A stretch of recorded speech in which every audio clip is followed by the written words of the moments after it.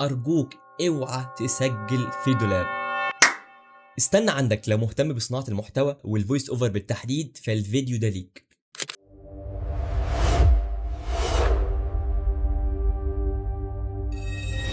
النهارده هنتكلم ازاي هتختار الاوضه بتاعتك اللي هتسجل فيها، لان في الفويس اوفر بالتحديد اختيار الاوضه هي جزء من التسجيل. لو الاكوستيك بتاعك مش مظبوط هتضيع وقت كتير قوي في الميكس ومش هتوصل للصوت اللي انت عاوزه او للصوت المظبوط والنظيف. النهارده هنتكلم في عده نقاط مهمه جدا، صدقني لو انت مشيت عليها بحذافيرها هتوصل للاوضه المثاليه في الشقه بتاعتك. اول نقطه هنتكلم عليها هي شكل الغرفه. لو طول الغرفه زي عرضها، يعني لو الاوضه بتاعتك طولها زي عرضها، يعني الاوضه بتاعتك مربعه، هتواجه مشكله اسمها الستاندينج ويفز.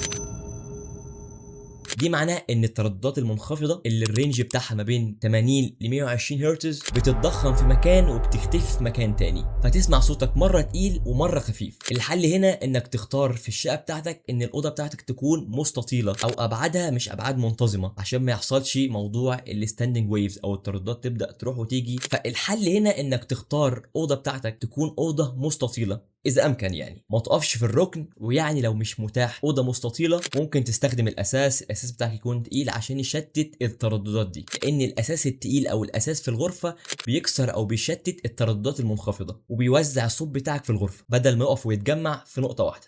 يعني بالبلدي كده ما تسجلش في اوضه مربعه وخلي الاساس او الايتمز اللي هتحطها في الاوضه عندك تشتت الترددات. هدوء الغرفه اهم من اي مايك. تاني نقطه هي النويز فلور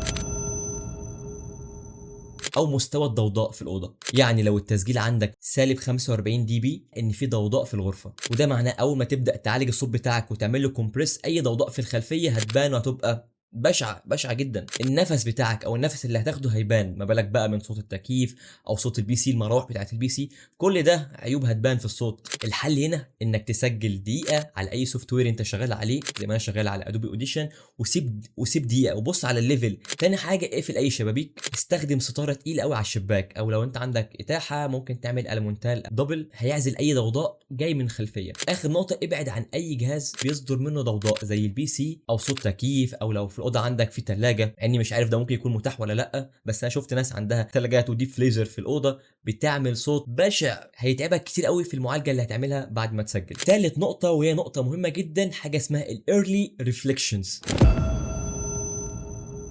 او انعكاسات الصوت المكبره. لو الصوت بيخبط في الحيطه ويرجع لك بسرعه بيحصل حاجه اسمها كومب فليرتنج، ترددات تختفي ويفضل صوتك ثن. الحل هنا انك تبعد عن الحيطان، تحط سجاد او موكيت او اي طبقه عازله تحت منه، ستاره او بطانيه تقيله على الحيطه اللي هتسجل منها. اعمل حاجه اسمها الكليب تيستنج وشوف بعد ما بتعمل كليب او بعد ما تعمل سقفه الصوت بيبدا يختفي بعد قد ايه. ليه عملنا كده؟ القماش او الاساس بيمتص جزء من الصوت بدل ما يعكسه ليك تاني. بالبلدي كده خلي الصوت يختفي بدل ما يرجع يضرب المايك بتاعك. رابع نقطه هي المساحات الصغيره جدا. ارجوك اوعى تسجل في دولاب. طلع صوت اللو والميد عندك بوكسي ومكتوم، صدقني الدولاب مش الحل خالص. المساحات الصغيره هنا هي بتقتل الترددات العاليه او الهاي وبتسيب الميد والبيز مكتومين. الحل هنا اختار الاوضه بتاعتك تكون مساحتها معقوله وواسعه، وما تقربش المايك بتاعك من الحيطان عشان ما يخبطش ويرجع لك تاني. استخدم اي كيو خفيف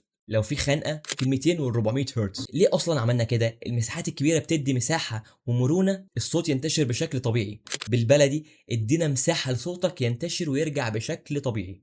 خامس نقطه هي الهمهمه او حاجه اسمها جراوند لوب، وهي ال 50 هرتز.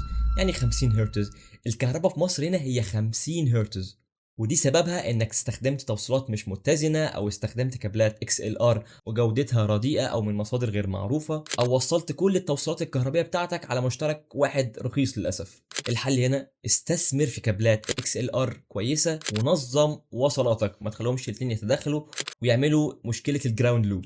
ودي عقده اي مسجل او اي فويس اوفر ممكن يسجل على مايك كهربته مش مظبوطه. ايه الخلاصه؟ اختار اوضه مستطيله وهاديه فيها اساس، ما تقفش في الزاويه. كل مشكله لها سبب علمي وحل علمي. الصوت الاحترافي مش فلوس ممكن تستثمرها في مايك او في معدات تسجيل. الصوت الاحترافي هو فهم مش اكتر. وما تنساش انا محمد رفعت فويس اوفر، وما تنساش دعمك للقناه باللايك والشير والسبسكرايب. السلام عليكم.